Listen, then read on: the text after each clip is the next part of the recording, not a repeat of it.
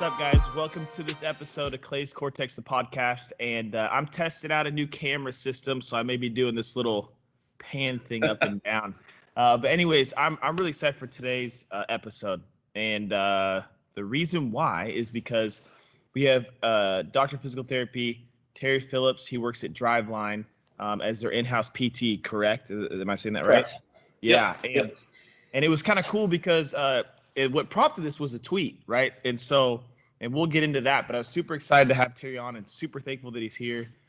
We met a while ago through common clients. Patients for you. They're not my patients, they're my clients. And he was a PT locally here near where I am, and it was a great relationship, and I really enjoyed that. And it was cool because when you meet people in the field, he's in the medical field, that truly want to reach out to other trainers and dialogue back and forth. It's kind of refreshing. So I'm going to kind of be quiet right now. And Terry, you take the floor. Tell us a little bit about yourself and what you're doing now, and we'll kind of go from there. Yeah, thanks, Curtis. It's awesome to be on. Been looking forward to doing this. So I've been a PT since 2010. Like you said, originally when I first started, I was working not too far from where you are at an outpatient clinic. Then like I said, we started having some mutual clients, mostly athletes, obviously. Starting in 2016, I started working at Driveline Baseball, just part-time. I was still working full-time up my old clinic, but on my off days, I would come out to Driveline for 1 day a week. Mm-hmm. Due to some unfortunate circumstances as to my old clinic being bought out, and we'll leave it at that, I decided it was time to move on to another venture. So luckily Driveline was growing enough at that time. Cool. They were bringing me on full time, and then I've been here ever since. But yeah, like I said, it's good to just like talk with other trainers, other coaches, other PTs who are just like who their main focus is. The primary focus is just like getting their clients, their patients healthy. Yeah. And they can put ego aside and just kind of do like just collaborate nicely.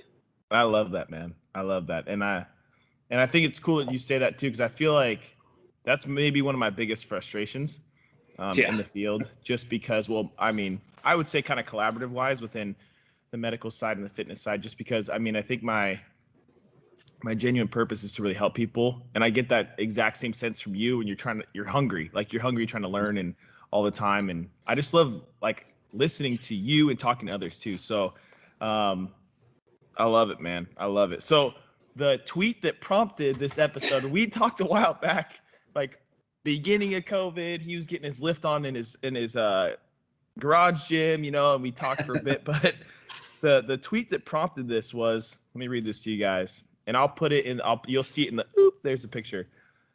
But he said on Twitter, which I'll let you guys contact him too. I'll put it on there. It says, I used to think that I had many special things wrong with me that would require very specific interventions to make my body move and feel better.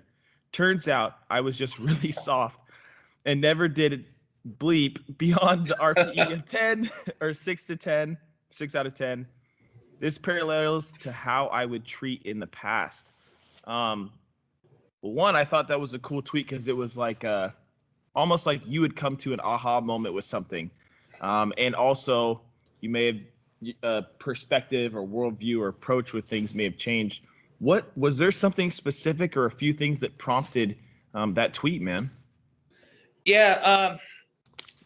I don't know if there was like a specific aha moment where it's just kind of something like, obviously, like your treatment, your training is like always ever evolving. And then along the way, you ideally think you're finding out more stuff. We talk again 2 years, maybe like I'm going to say like everything this was just bogus. But I just kind of noticed, I don't even know where to start, I guess. But really in the last like couple of months, I've been noticing that, I think I'd be doing like good interventions as opposed to like trying to give clients, better movement capabilities, get them just more mobile, whatever have you. And I would do things and they would look great on the table. And like, okay, great, we're doing awesome. I would like do some minor like stress testing and be like, okay, just like, go run around, go throw a baseball, whatever, come back. Okay, you're still looking good, we're good to go. And then for a lot of them, they would come back and they'd still have the same mobility restrictions. Okay. Not, it wasn't like all of them, but there's still more than what you would like to see. And then my immediate thought in the past, and this is just going back to like the education I would get, which is like, we could rant on this for a long period of time, is that it was like, okay, well, what I did wasn't achieving the results that I wanted to. So there must be something more specific that needs to be addressed. Okay. And then if we're going to talk within the context of like the Postural Restoration Institute, which I'm not going to say anything poorly about them, but if I'm doing like resets and trying to address like their asymmetries, drive airflow in certain parts of the rib cage, and I make a change, ideally you want that change to hold. You want to give like your client like more strategies to be able to move freely. But if it doesn't hold, then what they generally promote, I guess is the best way of putting it, is like, okay, well then there must be some type of like sensory issue or airway issue that is going on. Like maybe like there's a, something with their vision, which is causing them to be like in more of like a sympathetic state, or like their foot contact with the ground where there's not getting that sensation, that's just like reverting back to their like underlying like primitive stances, or like there's a dental issue. And specifically going back to myself, I would take all these courses. I started taking the PRI courses back in 2012, I think. Okay. And I'd be one of the guys who like wouldn't have great success with like the stuff that they'd be teaching the primary courses, and their instructors would be like, yeah, okay, well, it's probably like they would do some actual like bite stuff on me. And as someone who like I've had a long history of like dental issues, I had some dental surgeries when I was younger. So I'd be like, okay, yeah, so it must be like I have a bite issue that needs to be addressed. So I'd like do all this like bite, facial exercises, and I would get like some better results of that. But then it still also just like wouldn't hold to the point where like I'd be able to move freely to the point where I wanted to. Simultaneously, I'm ranting off a lot here. No, go, man, go. I love it. Simultaneously, a lot of this was happening when I was like, in my mid to late 20s, and I was having a lot of back issues, which we can surmise like what was the cause of that. But I was doing all these things trying to like solve my own issue of like, okay, I'm not moving well, my back hurts, what's going on? And then just as time would go on, I'd keep on doing this stuff. But then eventually I just like, probably the best thing that happened to me is I started working at Driveline, and I'm working with, got a lot of guys in their early and mid 20s. At this point, I'm in my early 30s. When I started working there, now I'm in mid 30s. But I started working with like all these young athletes who lifted a lot heavier than I ever saw for like baseball essentially at the time. Right. I played JUCO baseball and in Western New York in the early 2000s, and it's like do dumbbell press, 3 sets of 12. Yeah. So, and I never got into like really heavy lifting like appropriately. And then eventually after like a couple of years of working on Driveline, I'm just like, what am I doing? Like, let's just start lifting heavy. Right. Let's, we're stuff that I've been avoiding in the past, and let's like get beyond working out at like, rep ranges of 12 to 15 and like kind of getting like a mild pump, but not really pushing myself. Yeah. And then I started getting back into deadlifting. I started getting back in like heavy squats, and just like actually, pushing lower rep ranges and like actually like doing hard work. And then like things started clearing up, like my hips started moving better. My shoulders started feeling good. My back as a whole just like doesn't bother me anymore. Love it.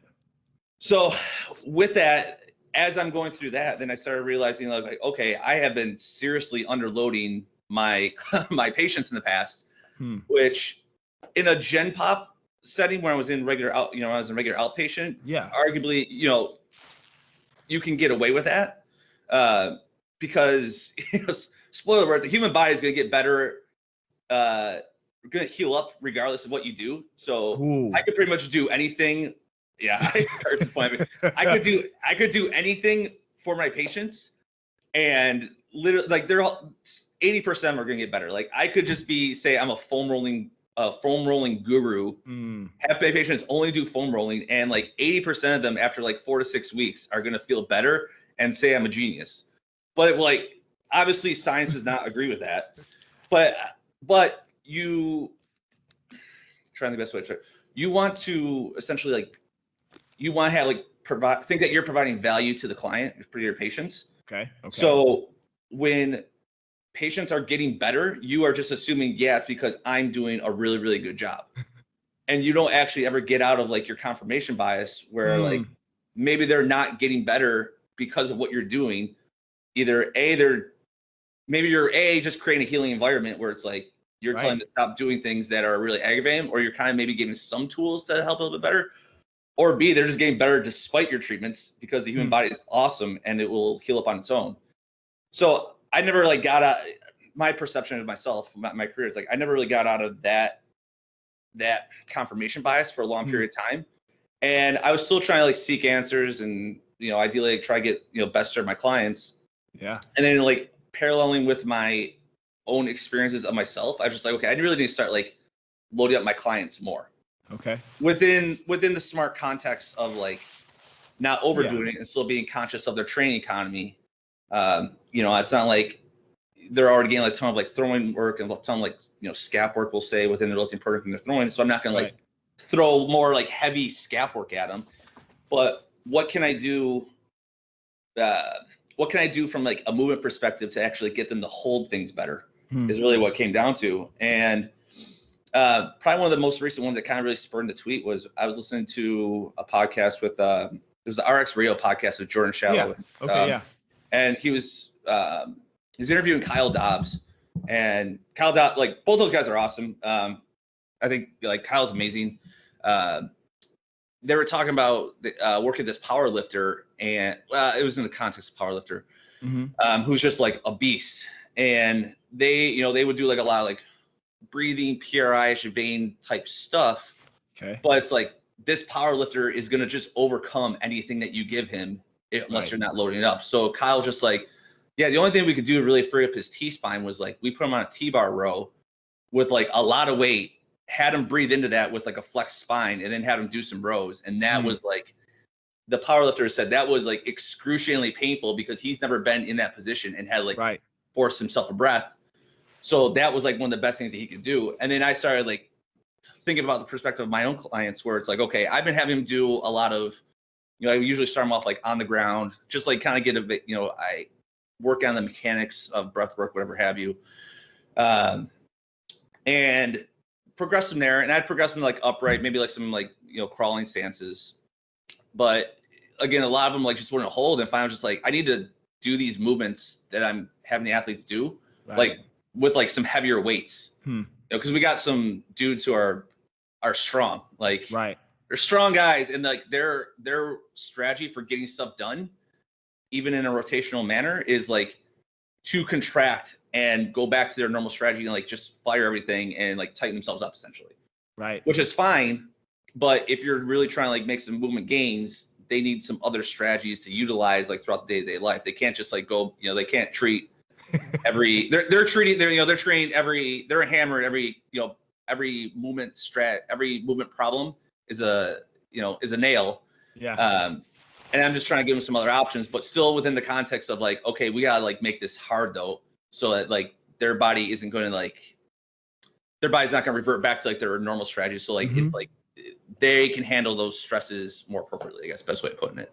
I love it, man. I love it. I mean, there's a bunch of nuggets within that. And I think what's really cool, it's great, dude. I love that. And I what's really cool, in my opinion, guys, is, and if you're listening to this, and it was the passion behind that, right? So you hear them be like, you know what?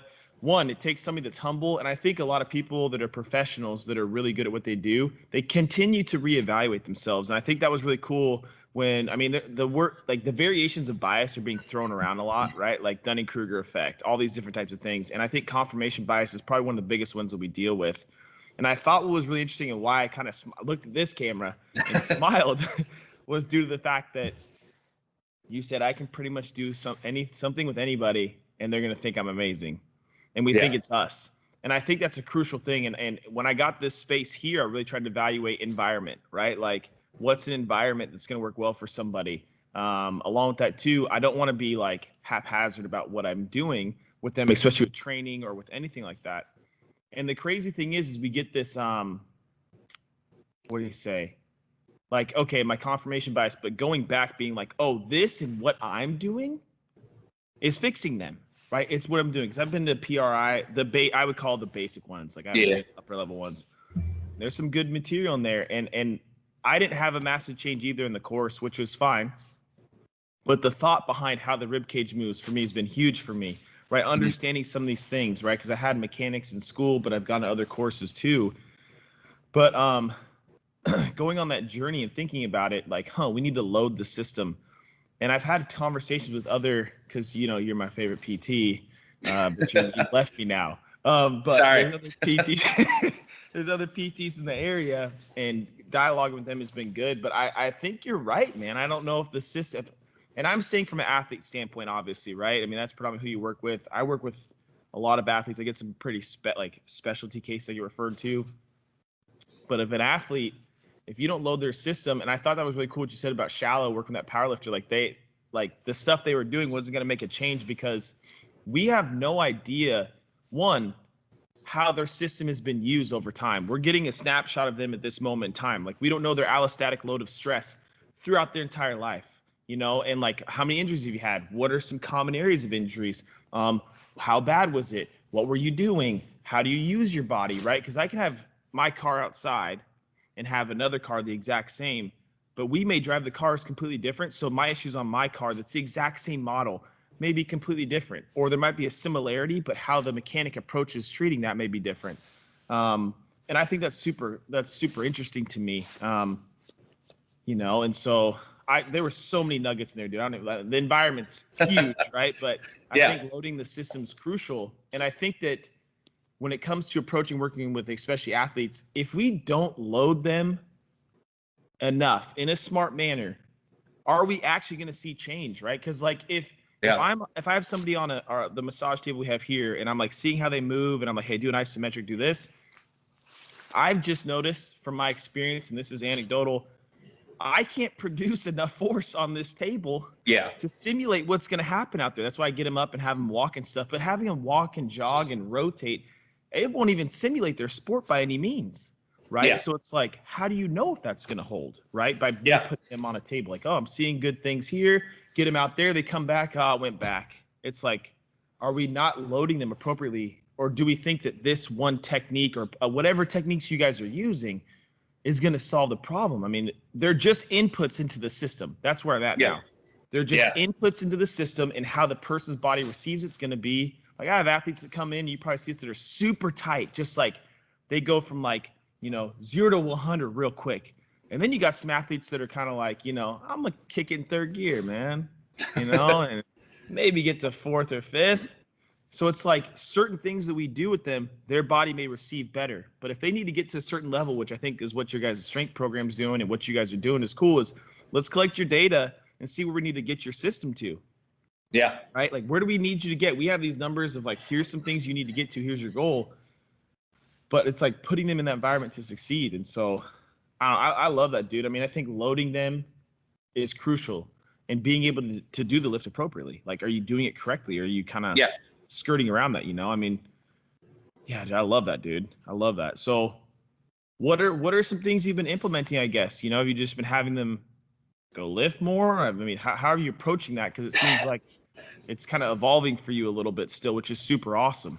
Yeah. So, I mean, again, this is always evolving process. Currently, like, I'm more lean towards, so I actually had I kind of talked with our strength staff about this like last Friday, where I put bilateral motions, unilateral motions, and then alternate reciprocal motions, where you're just moving both arms simultaneously in opposite directions on a spectrum.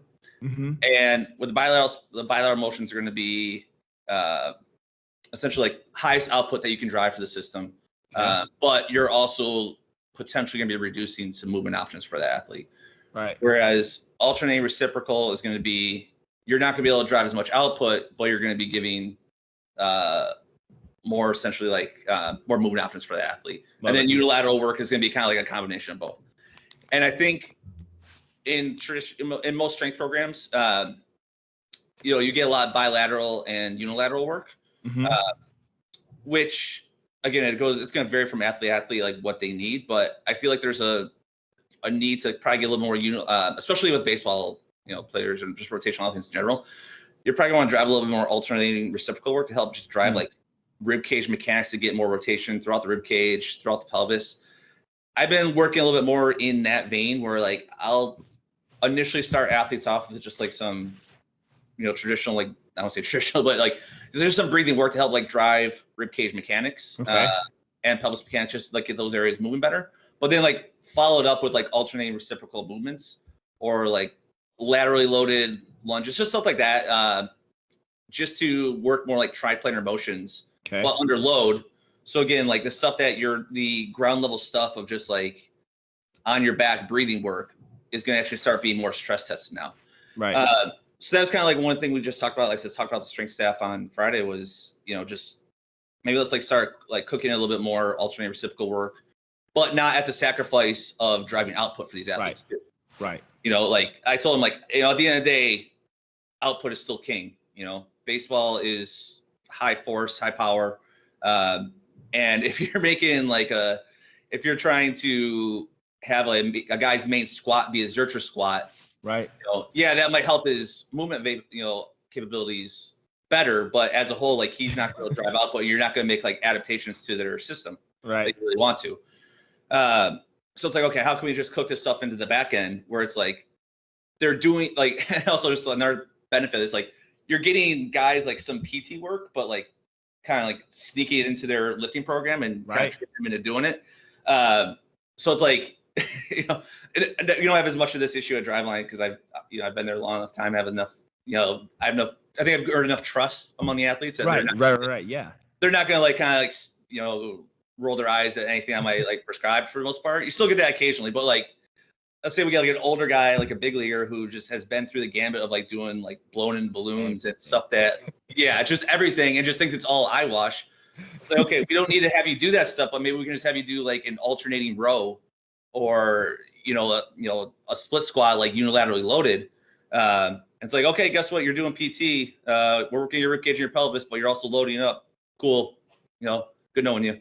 I love it, man. I think, and I think when I do programming here for the athletes for like our athlete academy and stuff, with the assessment and so forth, like those are the things I'm thinking about, right? And I might be off, like it's kind of like disassociation, right? Is how I'm kind of envisioning what you're talking about. And being able to separate those two to some aspect, right? So can you get some separation? Because I feel like a lot of people correct me if I'm wrong, from your perspective, doing bilateral lifts kind of sinks the system as one versus being able to move out of that position and do that, right? And there are some extreme positions guys get to when they hit, especially in pitching. I'm more well-versed in hitting, but understanding the positions I would get to were like, oh my gosh. Like I remember the first time I learned disassociation, right? Like here from this course I went to, and it's like pelvis stays and this moves and so forth. I'm like, how did I hit a baseball? Like I'm overthinking it, right? But then I'm like, wait a second. And that was kind of that was a good place for me to start realizing we can take some of those things and implement them within the gym. Like I've got this Pure Torque thing, which is super cool. It's like a cable attachment. You can, wide stance. And the guy that created that, he came in a while ago. He's from DC, super good, Jason. And he's like, bro, you got to mess with this. And so I was like, bro, send me one, and all this kind of stuff. And there's things to do that. I think people are realizing the benefit more so now than they used to in the past of what you were talking about, of being able to get the pelvis to move and being able to get the trunk or the thoracic spine to move and so forth. I think that people are seeing that it is helping. I think people still have a tough time understanding, like, well, why don't you just do this and why don't you just do that, And because I don't know many people that get hurt in neutral, right? Or neutral. Right? Like I'm not talking to you on this, and I'm like, oh, my back. Like kids get hurt, athletes get hurt from getting from that position. Like, oh, it's in rotation, or it's when I swing, and you'll see somebody only swing with their upper body, right? And you're like, whoa, oh boy, So I think that's pretty cool, and I think that being able to work that in a tough manner or a challenging manner is crucial. And that's why I think your tweet about the RPE of 6 to 10. Crucial. I don't know if people actually like train hard. Like to be honest, what what do you think about that? No, that's something that like has kind of been like I think Kyle Rogers was like one of the first people to say this at Driveline several years ago. It's like, what if our secret sauce is we just like get athletes to try harder? Right. It's like, again, if we want a tangent about just baseball, it's like predominantly baseball for kids at a younger age. It's like, don't try hard for some reason. It's like, don't throw hard, throw at 80%, just try to make contact. And it's like, as a result, you get this generation of players who are just, they're just constantly cruising at 75%. And like, that's great moving from, I don't want to say it's great, but like, you can get away with that moving from, 12 to 13 years old and maybe up through high school. Right. But at some point, you get to hit with this reality that everyone's probably a better athlete than you. And you might need to actually put a little more effort in. And that was just kind of like, okay, maybe this is what we got into. Like, we got a generation, I don't want to say, a lot of players, every player, but a lot of players that just come in. It's like, they've never actually like thrown as hard as they can, or they've never actually like, swung as hard as they can. Right. And like I think that there's a lot of benefit just learning what your actual max is. Not just from like a throwing and hitting perspective, but also just from a training perspective too. Like, that's going back to myself. Like, I always thought like, oh yeah, I'm tired, I got a good workout. And it's like, no, like I never like lifted hard. Like, I never actually, I never stressed my own body within the context of like trying to build some resiliency. And then I was going out, and I mean, I go out and golf. And I'm assuming if you're like me, if I'm like you, or like each other, I guess, we're not taking like smooth hacks on the golf course. No. We're generating like a lot of torque in our bodies. And then, same thing if I'm playing baseball or softball at this point, like, I'm still not like going out there and just trying to like hit it nice and easy over the second baseman's head. I'm still just trying to like rip it, because that's, at the end of the day, it's more fun. Right. But if I'm not training my body to be able to handle that, like, it's just gonna be a matter of time before like eventually I start having some issues from that. Right. I mean, the intensity does matter, right? And I think that's kind of a crucial thing of why I was like, yes, dude. Like, I feel like a lot of times, like, when people get hurt, it's like, stay away from that. Yeah. Right. Stay away from that. Which if I'm thinking about like, if there's an issue somewhere and they're, if say a PT sends me somebody where they want me to do the training with them based off of them recovering from, let's say, a stress fracture or something, I'm not going to go directly to that area, right? Like, I'm not going to like specifically, that's not my role. That's the PT's role, the doctor's role. But we have to some aspect, get it challenged within a safe manner, because I've seen a lot of this happen. And I don't know where you stand with this, but kids will get cleared from PT and they're like, yeah, you're good. Just ease back into sport. You're good to go. I'm like, dude, that's a massive gap. Yeah. From what I perceive as being done as PT typically to sport, I feel like there's a massive intensity or challenge gap. And the kids, oh, my back hurts again, or this hurts again. And it's like, okay, well, go back to PT, I guess, or whatever it is. So, I mean, with those guys that come in at Driveline, I'm sure those guys are going. Like, I saw a video on Instagram where that guy was like pumped for spring training, whatever. And he took this hack, and he was like, I was like, I'm not going to lie. I went and looked at that dude's profile. That dude takes some hacks, bro. And like, he knows where his barrel's at. Like, say a guy like that, it's like, all right, dude, your back's sore, stop swinging. I mean, how do you take a month off from swinging? Yeah. It's like, how do you approach something like that? Like, I know it's hypothetical, but how would you, like, what do you do with that? Yeah. I mean, I generally what I try to get guys to be able to do like basically the maximum what they can still tolerate. Okay. In a nutshell, I mean, there's a lot of gray area in that statement, but let's just take it from a throwing perspective. Like, let's say we break up our throwing days as to, we have like a recovery day at 50% intensity, a B day at 60 to 70% intensity, A day 80 to 90%, and then a max velo day.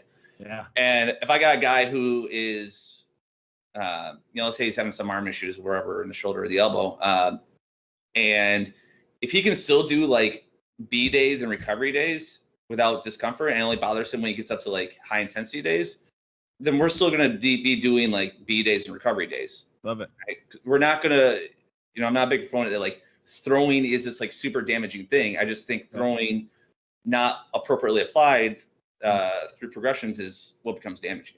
Love it. So if like they're feeling good with doing like lower intensity days, we're still going to do that. So like we're still maintaining level of throwing fitness. And then as time goes on, things heal up, they get stronger, they move better, what have you. Then it's a lot easier to just ramp them back up into higher intensities, as opposed to, okay, we're just going to, you know, the standard, you go see a doctor, we're going to take 6 weeks off from throwing.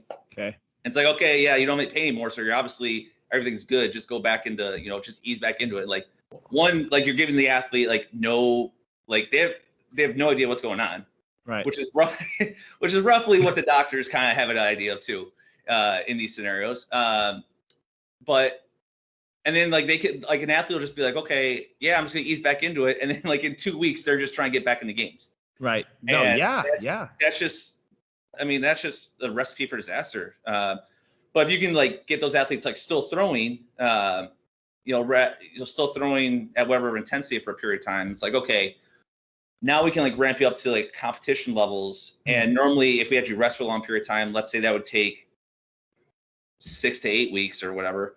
Now we can do it in like 3 or 4 weeks because you still have a level of throwing fitness. I love Same thing with hitting too. Same thing with hitting too. If like you're not hitting, you know, if you're not hitting for X amount of weeks, and then all of a sudden you just gotta go get ready, you know, gotta take a normal batting practice, which is gonna be 100 plus swings. You're not gonna be feeling good like after first batting practice. No, for sure, man. I love that. Yeah, dude, that's super cool. I mean, I think that like, you know, I kind of do something similar to that here with like, I call it like a phase 2 screen. And so we'll look at like each side, duration of how long they can go with a certain weight, right? Reps, time, if they've got to stop one side, stop with the other. I almost am like, okay, here's your homework, right? And it's like, I want you, say they do within a minute, they do, I don't know, 30 reps of, let's just say a bicep curl, right? Yeah. And we'll do this one, right? Because it's functional for the throwing apparatus, right? Yeah. Or the arm, which makes sense, which I think it's great. Like I got to talk with Kyle too soon. He's on this journey too, which is awesome. Yeah. And they can do 30 on this side, and they do like 40 on this side. It's like, okay, well, if 30s, they're, you know, that's as far as they get. And I go and check certain positions, and they still have trouble holding it. Let's cut it in half first, maybe. Come back, they're solid, right? Go to let's do 20 of them. They're still good. Say we do 25. It's like, hey, let's just stay with your homework is going to be for 20, okay? And once that's pretty solid, okay, let's do that for a couple of days, add a few more reps, do it that way, along with their training program. That's not going to be like their only part of their program. Yeah. It's just something I want them to do to, quote unquote, you know, brush their teeth for their muscular system at home to help bring this system back up. And I think that's what's cool. It's like, why would we just shut everything down? Because if I look at that aspect, there's multiple variables impacting that. So I feel like if I told somebody shut it down, well, you're no longer squatting, or you're no longer doing this. No, what if it's the type of squat? What if it's like you said, the intensity?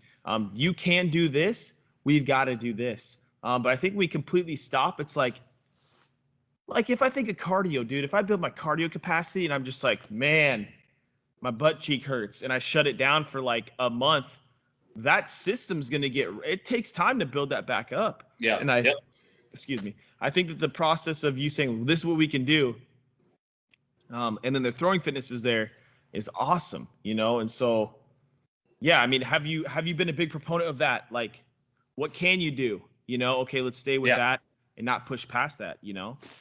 Yeah, that's I have these mini bouts of like existential crisis at work where it's like, am I really helping the guys here? Or am I just telling them just to like stop doing like dumb things? But like, so within that, it's like, okay, if a guy is saying, yeah, you know, I had, you know, my back has been sore the last couple of days. What should I do with my lifting? And like, if that athlete asked me that question even 3 years ago, I'd probably be like, okay, well, let's make these modifications to the exercises, or like do this different exercises here, change this up. And now it's just like, okay, well, let's say you can do 300, you know, let's say you normally do like a 300-pound deadlift. Why don't we just try like a 225-pound deadlift and see how that feels? Right. If that bothers you, let's maybe just try a deadlift from blocks. So like we're still getting like a very similar stimulus. It might be lower, but we're not like, we don't have to make this big change, because then there's an aspect, you know, we want to get into it too. There's also an aspect of the more things you have to change for an athlete, the more things that they're going to think is wrong with them. Which, that's fire. That's fire. But yeah, man, but I mean, it's just with anything. I mean, that's just pain in general for like any human. It's like if you make it something more, if more things in their life have to change, you essentially give more weight to their dysfunction. I don't even say dysfunction, but you get more weight to their pain, and it becomes essentially more of a part of them, and that allows it to linger around for a long period of time. That goes back to, you know, when I was talking about like my dental stuff. Like I was giving like so much weight into that. That I think that was throwing, you know, that was, I was getting too hyper focused on that, and then like missing like, okay, what am I just not giving myself, you know, from a loading perspective. Yeah. And like I said, I think pain is a very similar thing where it's like, if you're just like, pain is bad, don't do this. And it's just like, eventually the athlete's going to start like filtering that in other aspects of their life too. Where it's like, oh, well, you know, Terry didn't want me deadlifting, so maybe I also shouldn't be doing squatting, even though squatting was like never an issue for them. Correct. So if you can just make, look at my theory, and I'm not saying like I have all the right answers by any means, but like my theory is like, if you could still just have them do the same things that they were doing, and then just make it like, give them the maximum of what they can tolerate without discomfort and without getting blown up later, I think that's going to be like the biggest win for that athlete. I love it. Yeah, man, that's super cool. And I think one thing you talked about real quickly, and I don't want to go super deep with this, is like, how can that carry over to other aspects of their life? I think that's more of a, and that goes back to what you said early on in the episode about, you know, the environment. Is the environment a healing environment? I believe you said. And if we are putting this in a non-healing environment, holy cow! I mean, then how much work can we actually get done from that aspect? I think that's super cool, because it's like, yeah, you know, I don't want to overcome. I forgot you said it, but that's gonna be the nugget for this for sure. But essentially, am I overcomplicating this and potentially putting more weight in this, you know, than there actually needs to be? Because, you know, I mean, I don't know what the quote is, but it's like, what you believe is real, right? And so if you get in that mindset of like, I'm broken, right? Like, yeah, it doesn't, you have an injury, but that doesn't define you. Yeah. It becomes people's identity to some aspect. And it's like this process of also helping them get through.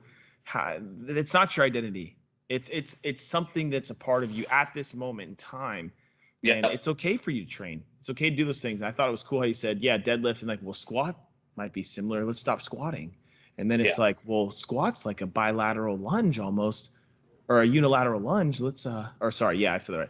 No, let's not lunge anymore, you know, or like, the trickle effect is massive, man. And I think that's pretty cool. It's really cool to hear your perspective on these things, like just in one bout. To be honest, it's really cool. I love that, dude. I love that. And I think that the intensity aspect is crucial, because I think that's what you were playing with the 300-pound deadlift, 225. Okay, let's mess with intensity that way. And I think that's something that's the biggest thing that would need to shift. Of like, if I even go to RPE, if I display or talk to an athlete here or somebody about RPE, they would get it. The ones that are becoming regularly, right? Like, but the ones that are like, oh, what? It's like, okay, make it like a tough, like if you got 8 reps, make it a tough 8. Okay. Now on a scale of this to this, couldn't do any more of this. What is that? Okay, there you go. When you're hitting this, I want you to be at this. And I think communicating those things is crucial, and showing them, like you said, what is your max? I think there's benefits to knowing people's max or your upper limit, right? Or quote unquote your governor, I guess, on a car. You know what I'm saying?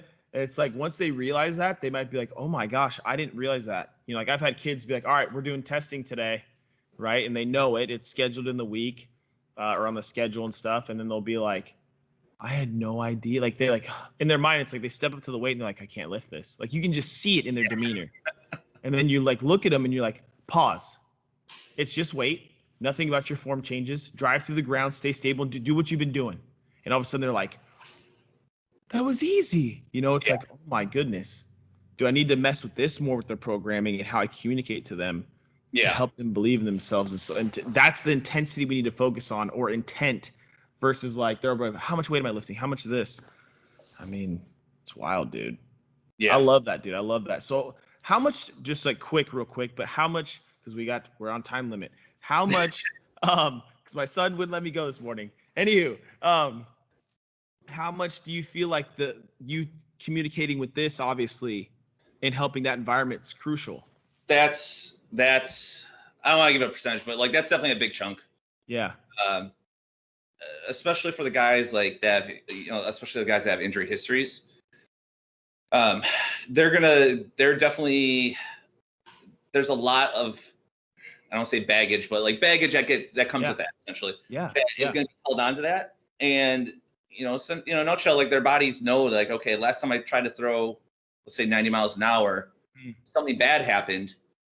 So guess what your brain is not going to want you to do? Right. Throw 90 miles an hour. And then you can get guys, I'll give an example. And if he's listening, I apologize, but I won't give his name. I had a guy who he had an injury. And he went through a rehab process, was still having some significant pain. And I was just like, the whole time I was like, hey, like things still look pretty good, but like, okay, if you want, for peace of mind, let's go get it looked at. Okay. And he's still having like significant pain to the point where he felt like he couldn't train. And then he finally went got an MRI of the same body part, like a follow-up, and like it was completely clean. And I was just like, see, like you're good. And then once he got that news, he was able to start like progressing, like for a considerable period of time. And then with that, we're still having like some bumps along the way where there's a lot of frustrations that build up because his pain is like so like tied into throwing aggressively. Love it. That it's just like his alarm system for his body. So we've just had to work it, and like and not just him, but like with athletes as a whole, it's led to me having some like pretty brutal conversations with athletes. Okay. It's like, hey, like you're at an age where you can't like just walk on eggshells here. Feel it. You need to push it. And one, I think most of the comments is like, I think you're healthy enough to do this. So let's do it. Two, or like, and there's some rare research that's like, even if you're not like 100% ready to do this, you're not in a position like where you have the time to like mess around with it. So you're either going to like, we're going to either push it and you're going to be fine, or you're going to push it, something's going to tear, and you're going to have to accept that. But you can't be living your training life in your older baseball age, which is in this like limbo, in this limbo perspective where you're never actually like trying to stress it.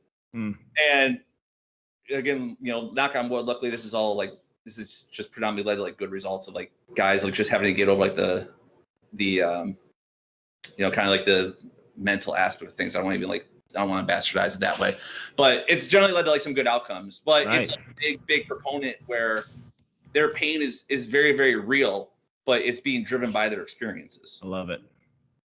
I love that, dude. That's awesome. I think, I can keep going. I'd actually potentially like to do another talk about, or another podcast about the whole, I call it dissociation. I forgot how you said it. Like reciprocal. Alternate reciprocal. Alternate reciprocal. Yeah, I'd love to talk more about that. I mean, I think that's pretty crucial. But, dude, I just want to say thank you for your time. Like, thanks for coming on. It was great to I don't know if we've just talked like this before, really, about these topics, and it's just really cool to like hear you, like your process is really cool. So I really appreciate you coming on, man. Yeah, no, every time. I'd love to do this again. Yeah, dude, I love it, dude. Well, thank you, and it's early here. Well, I guess earlier in the day. Terry's about to get going. Yeah. So, dude, I appreciate it, guys. Thanks for listening to this episode of Clay's Cortex, the podcast. Hopefully you enjoyed it and took some nuggets from that. If you got questions, reach out to Terry. If you got questions for him, in the show notes, I'm going to put his contact info. You'll see it on the screen here. Because you're on Instagram you're on Twitter for sure. I'm kind of on Instagram. My Instagram is really just pictures of me and my wife golfing. So there you go. So where can they find you on Twitter? Let me actually look real quick. It is. Sorry, I should be better prepared for this. Oh, you're good. At T Phillips PHILLIPS _ DPT. Love it, dude. So hit him up on there and check out his content. It's great. So I appreciate it, guys, and we will see you guys next time.